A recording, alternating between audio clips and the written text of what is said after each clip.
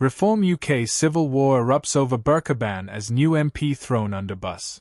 Reform UK chairman Zia Yusuf branded a question from one of his own MPs dumb as the row over a burqa ban intensified.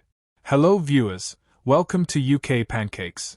If you're new here, please don't forget to subscribe and click the notifications bell so you don't miss any insides about UK elites. Runcorn and Helsby MP Sarah Pochin, during Prime Minister's questions, asked Sir Keir Starmer if he would ban the garment. Reform UK quickly came out and said the move was not official party policy. But Mr Yusuf added fuel to the fire on Thursday morning, declaring, "Nothing to do with me. Had no idea about the question nor that it wasn't policy. Busy with other stuff. I do think it's dumb for a party to ask the PM if they would do something the party itself wouldn't do." Ms Pochin said, "Given the Prime Minister's desire to strengthen strategic alignment with our European neighbours, will he in the interests of public safety follow the lead of France, Denmark, Belgium and others and ban the burqa?" Her question triggered disquiet in the Commons and cries of shame from MPs. Nigel Farage, discussing the comments on GB News, said, "My new parliamentary colleague in Reform UK for Runcorn and Helsby, Sarah Pochin had her first Prime Minister's question today, and it really surprised the House of Commons. And the poor old Prime Minister, you mentioned my name 16 times in one speech last week. Dear. I think this debate actually goes beyond the burqa." And she listed some European countries, but I'm going to add to that, Cameroon, Chad, Republic of Congo, Gabon, Tunisia. In Asia, China, Sri Lanka, Turkmenistan, Uzbekistan. There are many countries in the world that are banning the burqa. But I think it goes further than that. You see, Sarah said, in the interest of public safety.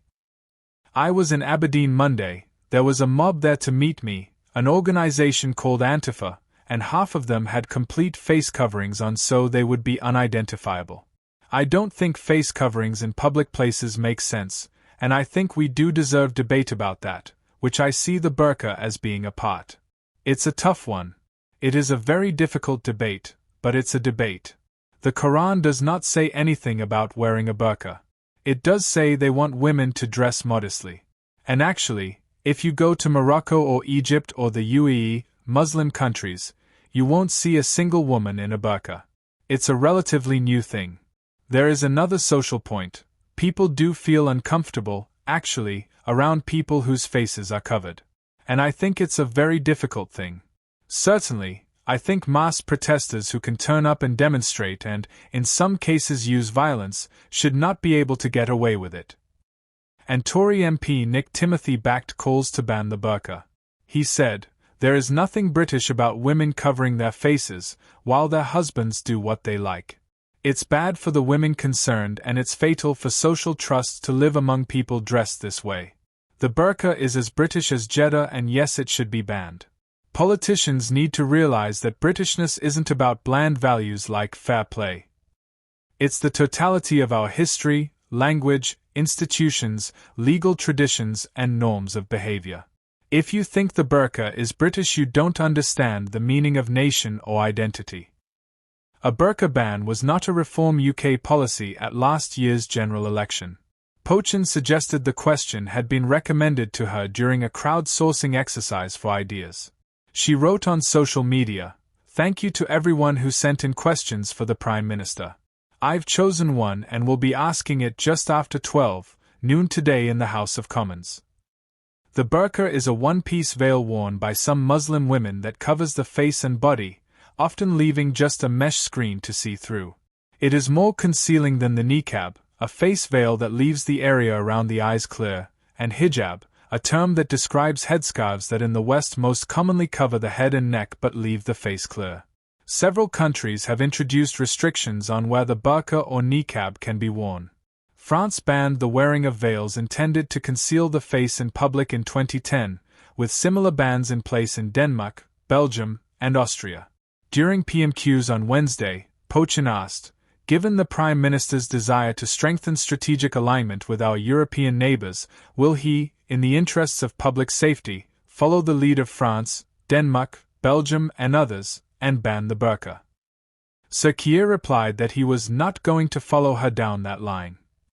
Shortly afterwards, Reform's Chief Whip Lee Anderson welcomed Pochin's question, writing on social media, "Ban the burqa? Yes, we should. No one should be allowed to hide their identity in public," he added. However, some media outlets quoted a Reform spokesman saying it was not party policy, although it was an issue that needs a national debate. In a social media post on Wednesday, Yusuf said he had learnt about the question and the party's position it not being policy for the first time on my X feed. He added he was busy with UK Doge, referring to the party's plan for local spending audits in the style of Tesla boss and former Trump advisor Elon Musk. Pochin, a former Conservative councillor, became Reform UK's 5th MP last month when she narrowly defeated Labour in a by-election in the Cheshire constituency of Runcorn and Helsby. A Labour spokesperson said, "Nigel Farage could fit all of his MPs in the back of a cab, yet he can't stop them fighting among themselves." Farage backed a burqa ban in public places in 2010, when he was an MEP and leader of UKIP's 13 members of the European Parliament, calling it a symbol of an increasingly divided Britain. UKIP went on to propose a ban in public buildings and certain private buildings in its manifesto for the general election that year, under former leader Lord Pearson of Rannoch. The BBC has approached Reform UK and Pochin for a comment. Thanks for watching till the end. Drop your thoughts in the comments section.